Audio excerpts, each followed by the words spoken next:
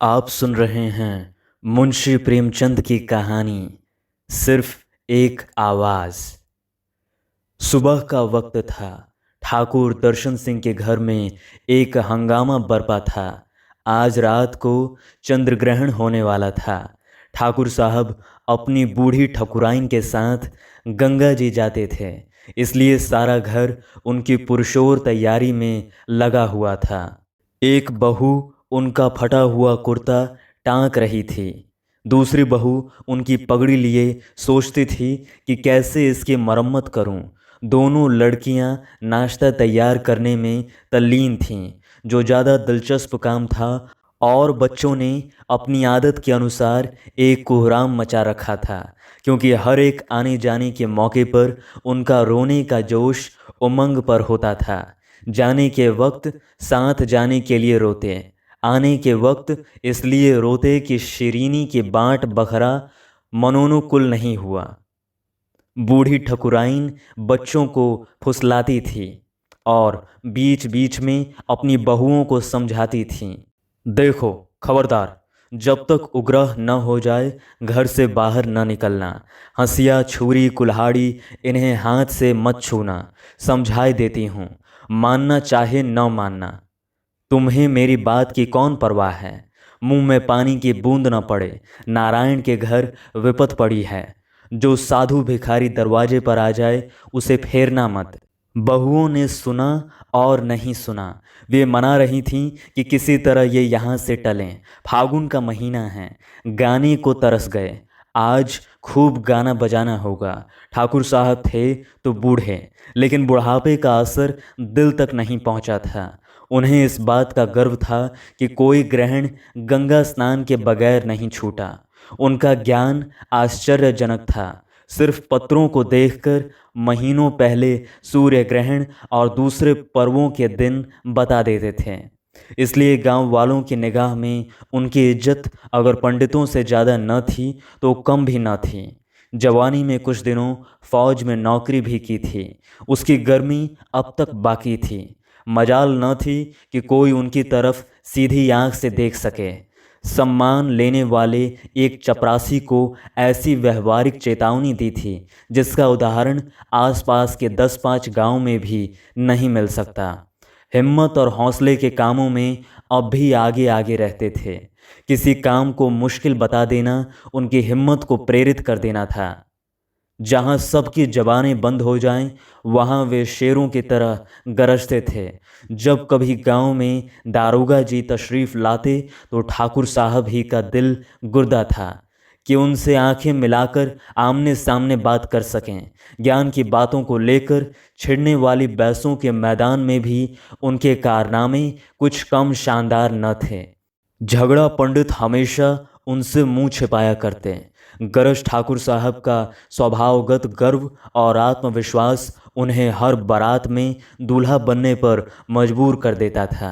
हाँ, कमजोरी इतनी थी कि अपना आल्हा भी आप ही गा लेते, और मज़े ले लेकर, क्योंकि रचना को रचनाकार ही खूब बयान करता है। जब दोपहर होते होते ठाकुर और ठकुराइन गांव से चले तो सैकड़ों आदमी उनके साथ थे, और पक्की सड़क पर पहुंचे तो यात्रियों का ऐसा तांता लगा हुआ था कि जैसे कोई बाजार है। ऐसे ऐसे बूढ़े लाठियां टेकते या डोलियों पर सवार चले जाते थे जिन्हें तकलीफ देने की यमराज ने भी कोई ज़रूरत न समझी थी। अंधे दूसरों की लकड़ी के सहारे कदम बढ़ाए आते थे। कुछ आदमियों ने अपनी बूढ़ी माताओं को पीठ पर लाद लिया था। किसी के सर पर कपड़ों की पोटली, किसी के कंधे पर लोटा डोर, किसी के कंधे पर कांवर।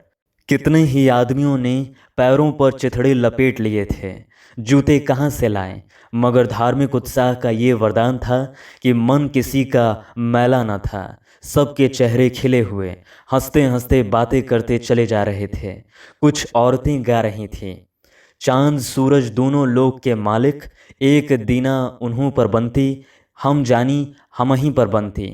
ऐसा मालूम होता था यह आदमियों की एक नदी थी जो सैकड़ों छोटे छोटे नालों और धारों को लेती हुई समुद्र से मिलने के लिए जा रही थी। जब ये लोग गंगा के किनारे पहुंचे तो तीसरे पहर का वक्त था, लेकिन मीलों तक कहीं तिल रखने की जगह न थी।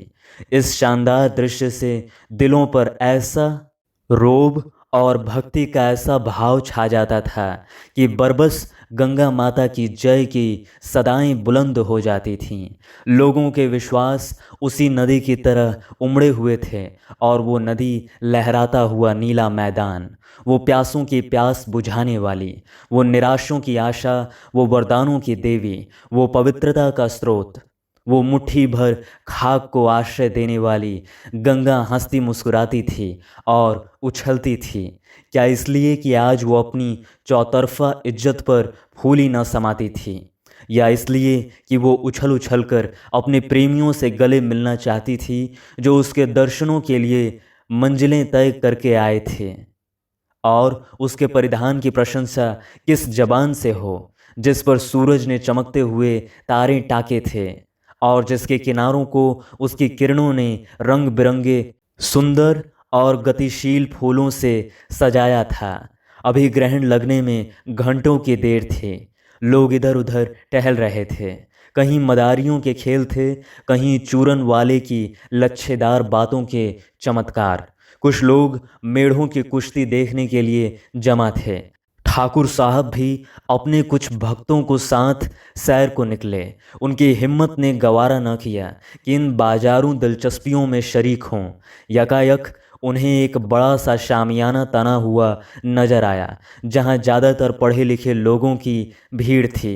ठाकुर साहब ने अपने साथियों को एक किनारे खड़ा कर दिया और खुद बड़े गर्व से ताकते हुए फर्श पर जा बैठे, क्योंकि उन्हें विश्वास था कि यहाँ उन पर देहातियों की ईर्ष्या दृष्टि पड़ेगी और संभव है कि कुछ ऐसी बारीक बातें भी मालूम हो जाएं जो उनके भक्तों को उनकी सर्वज्ञता का विश्वास दिलाने में काम दे सकें। ये एक नैतिक अनुष्ठान था। 2-2,500 आदमी बैठे हुए एक मधुर भाषी वक्ता का भाषण सुन रहे थे। फैशनेबल लोग ज़्यादातर अगली पंक्तियों में बैठे हुए थे, जिन्हें कनबत्तियों का इससे अच्छा मौका नहीं मिल सकता था। कितने ही अच्छे कपड़े पहने हुए लोग इसलिए दुखी नजर आते थे कि उनकी बगल में निम्न श्रेणी के लोग बैठे हुए थे। भाषण दिलचस्प मालूम पड़ता था, वजन ज़्यादा था और चटखारे कम, इसलिए तालियां नहीं बजती थी। वक्ता ने अपने भाषण में कहा, मेरे प्यारे दोस्तों, ये हमारा और आपका कर्तव्य है। इससे ज़्यादा महत्वपूर्ण, ज़्यादा परिणामदायक और कौम के लिए ज़्यादा शुभ और कोई कर्तव्य नहीं है। हम मानते हैं कि उनके आचार व्यवहार की दशा अत्यंत करुण है, मगर विश्वास मानिए ये सब हमारी करनी है। उनके इस लज्जाजनक सांस्कृतिक स्थिति का जिम्मेदार हमारे सिवा और कौन हो सकता है? अब इसके सिवा इसका और कोई इलाज नहीं है कि हम उस घृणा और उपेक्षा को जो उनकी तरफ से हमारे दिलों में बैठी हुई है धोएं, और खूब मल कर धोएं। ये आसान काम नहीं है। जो कालिख कई हजार वर्षों से जमी हुई है वो आसानी से नहीं मिट सकती। जिन लोगों की छाया से हम बचते आए हैं, जिन्हें हमने जानवरों से भी जलील समझ रखा है, उनसे गले मिलने में हमको त्याग और साहस और परमार्थ से काम लेना पड़ेगा। उस त्याग से जो कृष्ण में था, उस हिम्मत से जो राम में थी, उस परमार्थ से जो चैतन्य और गोविंद में था। मैं ये नहीं कहता कि आप आज ही उनसे शादी के रिश्ते जोड़ें या उनके साथ बैठकर खाएं पिएं, मगर क्या ये भी मुमकिन नहीं है कि आप उनके साथ सामान्य सहानुभूति, सामान्य मनुष्यता, सामान्य सदाचार से पेश आएं? क्या ये सचमुच असंभव बात है? आपने कभी ईसाई मिशनरियों को देखा है? आह, जब मैं एक उच्च कोटि की सुंदर सुकुमार गौरववर्ण लेडी को अपनी गोद में एक काला कलूटा बच्चा लिए हुए देखता हूँ, जिसके बदन पर फोड़े हैं, खून है और गंदगी है, वो सुंदरी उस बच्चे को चूमती है, प्यार करती है, छाती से लगाती है, तो मेरा जी चाहता है कि उस देवी के कदमों पर सिर रख दूं अपनी नीचता, अपना कमीनापन, अपनी झूठी बड़ाई, अपने हृदय की संकीर्णता मुझे कभी इतनी सफाई से नज़र नहीं आती। इन देवियों के लिए जिंदगी में क्या क्या संपदाएं नहीं थीं। खुशियां बाहें पसारे हुए उनके इंतज़ार में खड़ी थी। उनके लिए दौलत की सब सुख सुविधाएं थीं, प्रेम के आकर्षण थे, अपने आत्मियों और स्वजनों की सहानुभूतियां थी और अपनी प्यारी मातृभूमि का आकर्षण था। लेकिन देवियों ने उन तमाम नेमतों, उन सब सांसारिक संपदाओं को सेवा, सच्चे निस्वार्थ सेवा पर बलिदान कर दिया है। वे ऐसी बड़ी कुर्बानियां कर सकती हैं, तो हम क्या इतना भी नहीं कर सकते कि अपनी अछूत भाइयों से हमदर्दी का सलूक कर सकें? क्या हम सचमुच ऐसे पस्त हिम्मत, ऐसे बोदे, ऐसे बेरहम हैं? इसे खूब समझ लीजिए कि आप उनके साथ कोई रियायत, कोई मेहरबानी नहीं कर रहे हैं। ये उन पर कोई एहसान नहीं है, ये आप ही के लिए ज़िंदगी और मौत का सवाल है।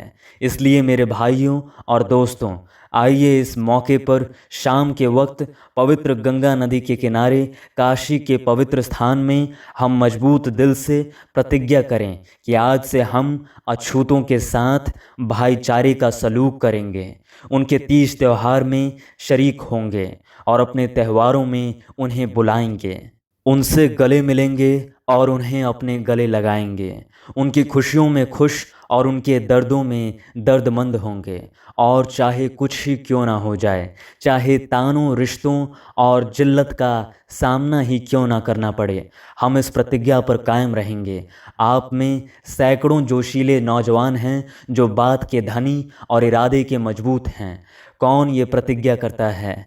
कौन अपने नैतिक साहस का परिचय देता है? वो अपनी जगह पर खड़ा हो जाए और ललकार कर कहे कि मैं ये प्रतिज्ञा करता हूँ और मरते दम तक इस पर दृढ़ता से कायम रहूँगा।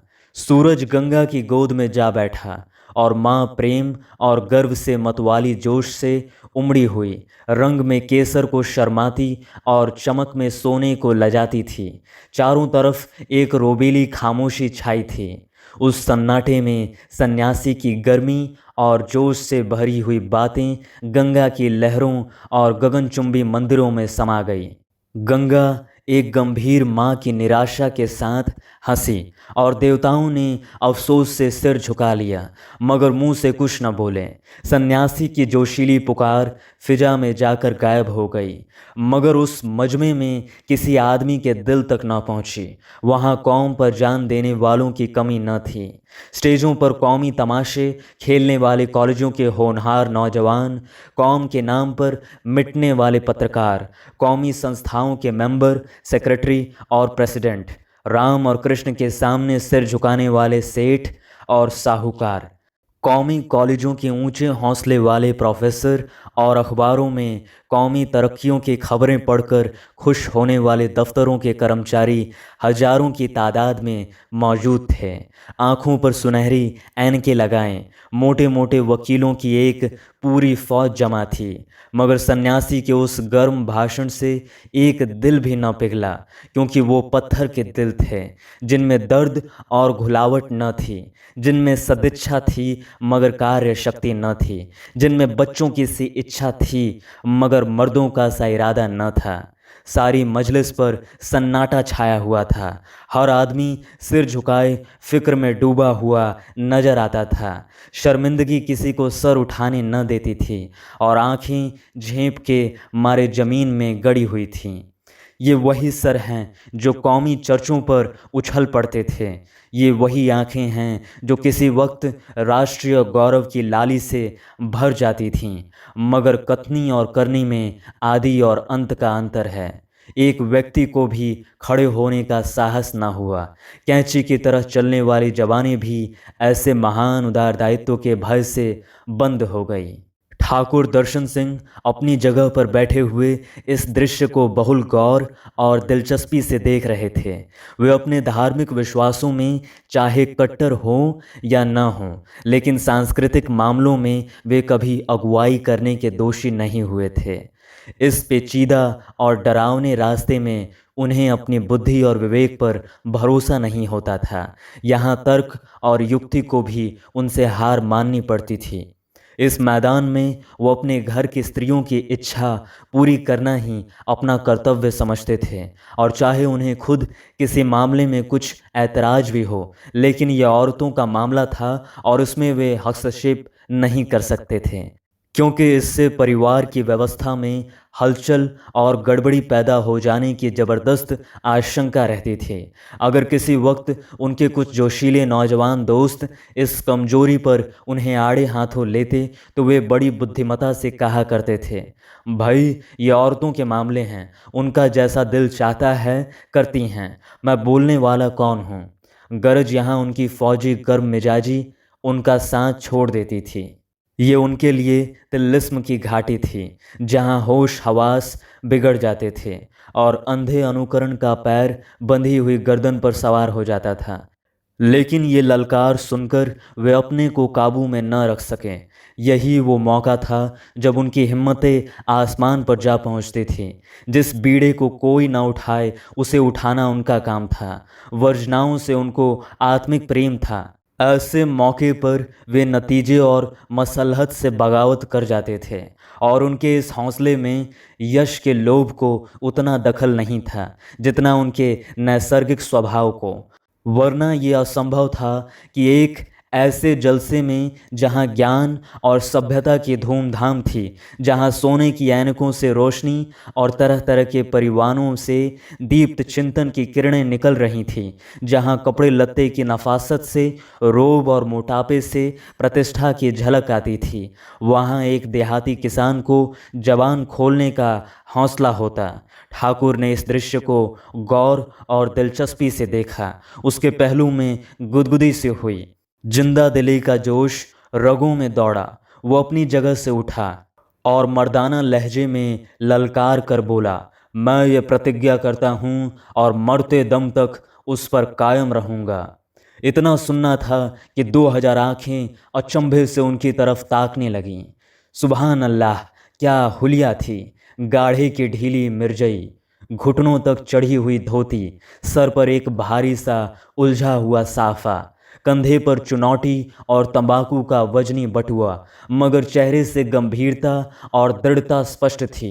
गर्व आंखों से तंग घेरे से बाहर निकला पड़ता था। उसके दिल में अब इस शानदार मजमे की इज्जत बाकी न रही थी। वो पुराने वक्तों का आदमी था जो अगर पत्थर को पूछता था तो उसी पत्थर से डरता भी था, जिसके लिए एकादशी का व्रत केवल स्वास्थ्य रक्षा की एक युक्ति और गंगा केवल स्वास्थ्यप्रद पानी की एक धारा न थी। उसके विश्वासों में जागृति न हो, लेकिन दुविधा नहीं थी, यानी कि उसकी कथनी और करनी में अंतर न था, और उसकी बुनियाद कुछ अनुकरण और देखा देखी पर थी, मगर अधिकांशतः भय पर, जो ज्ञान के आलोक के बाद वृत्तियों के संस्कार की सबसे बड़ी शक्ति है। गेरुए बाने का आदर और भक्ति करना उसके धर्म और विश्वास का एक अंग था। संन्यास में उसकी आत्मा को अपना अनुचर बनाने की एक सजीव शक्ति छिपी हुई थी, और उस ताकत ने अपना असर दिखाया। लेकिन मजमे की इस हैरत ने बहुत जल्द मजाक की सूरत अख्तियार की। मतलब भरी निगाहें आपस में कहने लगीं, आखिर गवार ही तो ठहरा, देहाती है, ऐसे भाषण कभी काहे को सुने होंगे। बस उबल पड़ा। उथड़े गड्ढे में इतना पानी भी न समा सका। कौन नहीं जानता कि ऐसे भाषणों का उद्देश्य मनोरंजन होता है। 10 आदमी आए, इकट्ठे बैठे, कुछ सुना, कुछ गपशप मारी और अपने अपने घर लौटे। न ये कि कौल करार करने बैठें, अमल करने के लिए कस्में खाएं।